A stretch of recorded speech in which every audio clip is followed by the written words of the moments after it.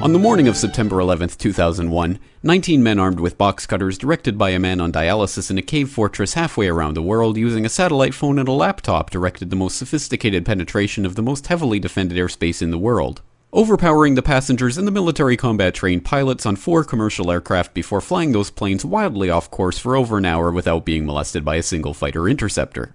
These 19 hijackers, devout religious fundamentalists who like to drink alcohol, snort cocaine, and live with pink-haired strippers, managed to knock down 3 buildings with 2 planes in New York, while in Washington a pilot who couldn't handle a single-engine Cessna was able to fly a 757 in an 8,000-foot descending 270-degree corkscrew turn to come exactly level with the ground, hitting the Pentagon in the Budget Analyst Office where DoD staffers were working on the mystery of the $2.3 trillion that Defense Secretary Donald Rumsfeld had announced missing from the Pentagon's coffers in a press conference the day before, on September 10th, 2001.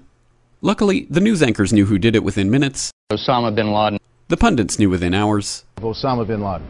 The administration knew within the day. Terrorists who committed these acts and those who harbored them. And the evidence literally fell into the FBI's lap. That a hijacker's passport was found blocks from the World Trade Center crash site, if you can believe that. But for some reason, a bunch of crazy conspiracy theorists demanded an investigation into the greatest attack on American soil in history. That investigation was delayed, underfunded, set up to fail, a conflict of interest, and a cover-up from start to finish. It was based on testimony extracted through torture, the records of which were destroyed. It failed to mention the existence of WTC-7, Able Danger, P-TECH, Sibel Edmonds, OBL and the CIA, and the drills of hijacked aircraft being flown into buildings that were being simulated at the precise same time that those events were actually happening. It was lied to by the Pentagon, the CIA, the Bush administration, and as for Bush and Cheney, well, no one knows what they told it because they testified in secret, off the record, not under oath, and behind closed doors. It didn't bother to look at who funded the attacks because that question is ultimately of little practical significance.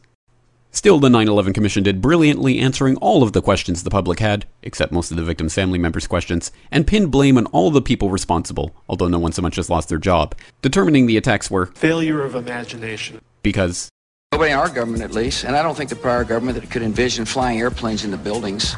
Except the Pentagon, FEMA, NORAD, and the NRO. The DIA destroyed 2.5 terabytes of data on Able Danger, but that's okay because it probably wasn't important. The SEC destroyed their records on the investigation into the insider trading before the attacks, but that's okay because destroying the records of the largest investigation in SEC history is just part of routine record keeping.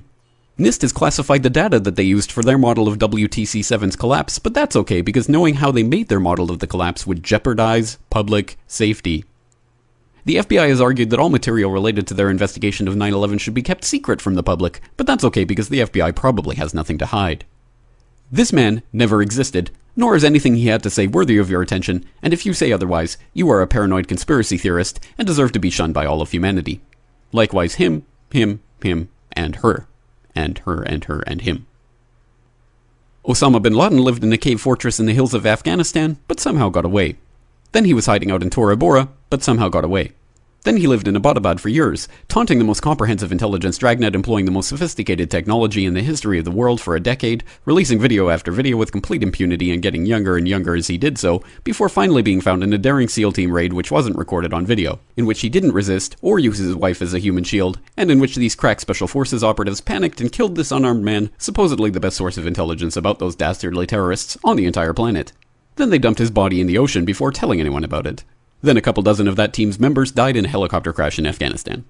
This is the story of 9/11, brought to you by the media which told you the hard truths about his head could be seen to move violently forward. And they took the babies out of the incubators. And mobile production facilities. And the rescue of Jessica Lynch. If you have any questions about this story, you are a batshit paranoid tinfoil dog-abusing baby hater and will be reviled by everyone. If you love your country and or freedom, happiness, rainbows, rock and roll, puppy dogs, apple pie, and your grandma, you will never ever express doubts about any part of this story to anyone. Ever. This has been a public service announcement by the Friends of the FBI, CIA, NSA, DIA, SEC, MSM, White House, NIST, and the 9/11 Commission. Because ignorance is strength.